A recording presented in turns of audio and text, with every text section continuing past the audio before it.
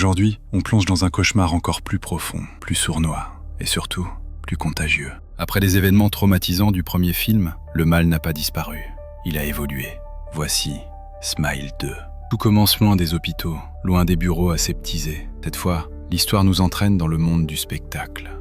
Nous faisons la connaissance de Sky Riley, une star internationale de la pop, adorée par des millions de fans, mais brisée de l'intérieur. Derrière les projecteurs, les sourires forcés et les concerts à guichets fermés, Sky est une femme au bord de l'effondrement, accro à la pression, accro à la performance, et surtout, prisonnière d'un traumatisme qu'elle n'a jamais vraiment affronté. Sky tente de se reconstruire. Elle prépare un retour sur scène après une longue période d'absence, un comeback censé sauver sa carrière et peut-être sa vie. Mais quelque chose cloche. Des absences, des migraines violentes, des hallucinations furtives et ce sentiment constant d'être observé. Chaque silence devient menaçant. Puis arrive l'événement déclencheur. Sky assiste à une scène banale, du moins à apparence. Une discussion, un échange tendu et soudain, un sourire. Pas un sourire joyeux, pas un sourire humain. Un sourire figé, impossible, dérangeant. Sous ses yeux, une personne s'effondre, brisée psychologiquement, marquée par la peur. Et comme dans le premier film, le traumatisme est transmis. À partir de cet instant, la malédiction s'accroche à Sky. Elle ne le sait pas encore, mais elle est déjà condamnée. Les premiers symptômes apparaissent rapidement. Des sourires dans la foule.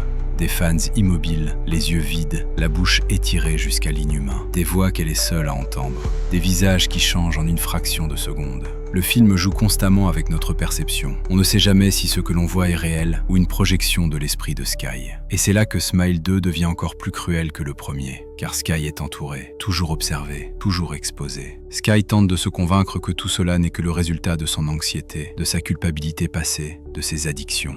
Mais le sourire revient, toujours, partout, dans les miroirs, dans les coulisses, dans les yeux de ceux qu'elle aime. Et très vite, une question s'impose. Peut-on survivre à une malédiction quand le monde entier vous regarde sombrer ? Ceci n'est que le début. Dans la prochaine partie, nous allons voir comment le passé de Sky refait surface et pourquoi le traumatisme est la véritable arme du monstre. Reste bien là, parce que ce qui arrive est bien pire que la mort. Sky tente d'ignorer ce qu'elle a vu. Ce sourire, ce regard figé, cette mort sous ses yeux. Elle se répète que ce n'est qu'un choc, un mauvais moment, une hallucination due à la pression. Mais le mal ne fonctionne jamais comme ça. Très vite, le quotidien de Sky se fissure. Lors des répétitions, elle perd le fil, les notes se mélangent, les danseurs s'immobilisent et la fixent, un par un, avec ce même sourire impossible. Puis tout redevient normal, personne n'a rien vu, personne n'a rien remarqué. Le film insiste sur un point essentiel, Sky est seule, entourée d'une équipe de managers, de médecins, de fans, mais seule face à ce qu'elle vit. Elle consulte un thérapeute, tentant de mettre des mots sur ce qu'elle ressent. Anxiété, paranoïa, stress post-traumatique. Des mots rationnels pour une horreur qui ne l'est pas. Peu à peu, le passé de Sky remonte à la surface. Un accident, un drame qu'elle a toujours évité d'affronter. Un moment où quelqu'un est mort et où Sky a survécu. Le film est clair, le sourire ne s'attaque pas au hasard. La malédiction se nourrit de ceux qui portent un poids intérieur, ceux qui ont vu la mort, et Sky en fait partie. Les manifestations deviennent plus violentes. Des fans s'approchent d'elle, le regard vide, le sourire figé, et murmurent son nom. Des inconnus la fixent dans la rue, immobile, jusqu'à ce qu'elle détourne les yeux. Sky commence à enquêter. Elle cherche à comprendre. Elle fouille Internet, des forums obscurs, des articles oubliés. Et elle découvre une série de suicides, des morts violentes, toujours précédées par le même détail. Un témoin, un sourire, puis la transmission. À chaque fois, la personne qui survit devient la suivante. Le film ne parle jamais de démons au sens classique. Pas d'incantation, pas de possession spectaculaire, seulement la peur, la folie et l'inéluctable. Sky comprend alors une chose terrible, elle est le prochain maillon. Mais il y a un problème. Contrairement aux autres victimes, Sky est célèbre. Chaque crise est filmée, chaque chute devient virale, chaque regard étrange est analysé. La malédiction n'est plus confinée à quelques témoins, elle s'expose au monde entier, et le monstre semble s'en réjouir. La frontière entre réalité et hallucination disparaît. Sky ne sait plus qui croire, ni même si elle peut se faire confiance. Ses proches doutent, son entourage minimise, ses médecins parlent de rechute, mais le sourire, lui, ne ment jamais. Et plus Sky résiste, plus le mal s'intensifie, comme s'il attendait un moment précis. Sky n'a plus le choix. Sa tournée approche, les répétitions s'intensifient, les caméras sont partout, et le sourire ne la quitte plus. Sur scène, les projecteurs l'aveuglent, la musique démarre, la foule hurle, des milliers de visages tournés vers elle. Pendant quelques secondes, tout semble normal. Puis Sky voit quelque chose. Dans la foule, une personne ne bouge pas, elle ne chante pas, elle ne crie pas, elle sourit. Sky cligne des yeux, la personne a disparu. Après le concert, Sky s'effondre, crise de panique, tremblement, respiration coupée. Son entourage parle de pression, de fatigue, de burn-out. Mais Sky sait, le sourire n'attend plus. Il teste, il provoque, il joue. Chaque apparition devient plus précise, plus personnelle. Le film montre clairement que l'entité s'adapte à Sky. La nuit, Sky rêve éveillée. Elle se voit sur scène, se briser sous les projecteurs. Puis elle se réveille, en sueur, en pleurs. Elle décide alors de retrouver quelqu'un, une survivante. La survivante raconte la vérité. Il n'y a pas de remède, pas de rituel, pas d'exorcisme, seulement une règle. La malédiction doit être transmise. Pour survivre, il faut que quelqu'un d'autre voie la mort. Un témoin, un choc, un passage de relais. Sky comprend l'horreur de cette vérité. Vivre au prix de la vie d'un autre. Le film insiste sur ce dilemme. Sky n'est pas une tueuse. Elle ne peut pas sacrifier quelqu'un. Mais le sourire se rapproche. Lors d'un nouvel événement public, tout dérape. Sky perd totalement le contrôle. Elle voit le public se transformer, des centaines de sourires synchronisés, un cauchemar éveillé. Elle fuit, elle s'enferme, elle s'isole, mais le film le montre clairement. Le sourire n'a pas besoin de portes ouvertes. La pression monte, le temps s'écoule, et Sky comprend une chose terrible.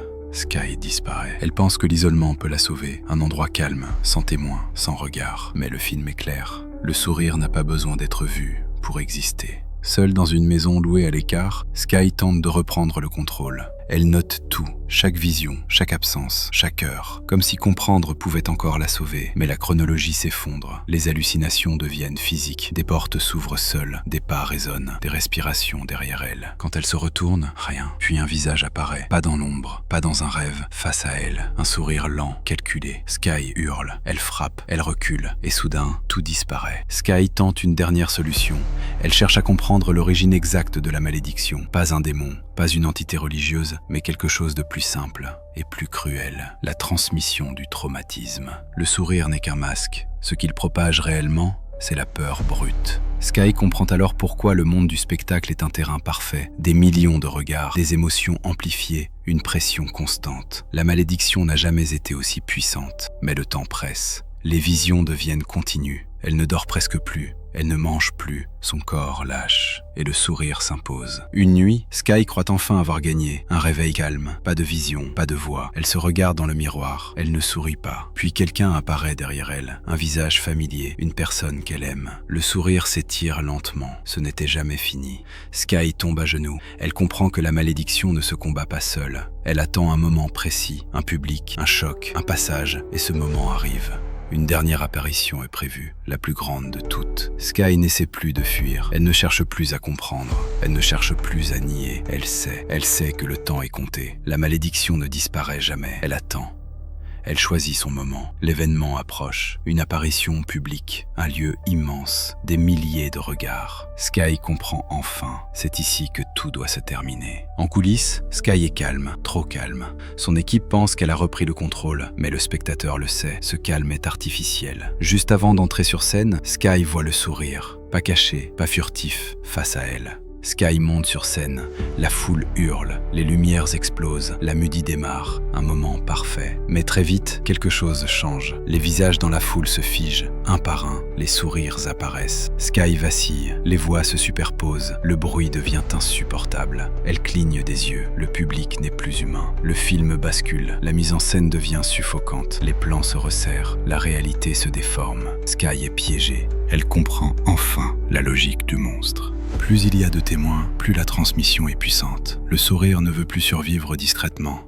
Il veut s'exposer, s'étendre, se multiplier. Sky est devenue un vecteur. Elle tente de résister, elle crie, elle supplie, elle se bat contre elle-même. Mais le sourire s'impose, son visage se crispe. Sky sourit. La foule applaudit. Ils ne comprennent pas. Ils pensent assister à une performance, mais quelque chose cloche. Le sourire ne disparaît pas. Il devient trop large. Sky perd le contrôle de son corps. Ses gestes ne lui appartiennent plus. Sa voix n'est plus la sienne. La malédiction a gagné. Et cette fois, il n'y a pas un témoin. Il y en a des milliers. Le cycle est sur le point d'exploser. La scène est devenue silencieuse. La musique s'est arrêtée. Les lumières tremblent. La foule attend. Et Sky est toujours là. Elle se tient debout, immobile, Son visage est figé, ses yeux sont ouverts, mais vides. Le sourire est toujours là. Dans la foule, quelque chose change. Les premiers spectateurs cessent de bouger. Ils regardent la scène sans cligner des yeux. Puis, lentement, ils sourient. Pas tous en même temps, mais assez pour que ce soit visible. La caméra du film insiste. Ce n'est plus une malédiction individuelle, c'est une épidémie. Sky tente de parler, sa bouche s'ouvre, mais aucun mot ne sort. À la place, un souffle rauque. Quelque chose parle à travers elle. Les écrans géants derrière la scène s'allument. Ils montrent Sky en gros plan, son sourire déformé, amplifié. Des milliers de personnes regardent. Le film bascule complètement. Les sourires se superposent. On ne distingue plus des victimes, des témoins. Sky comprend.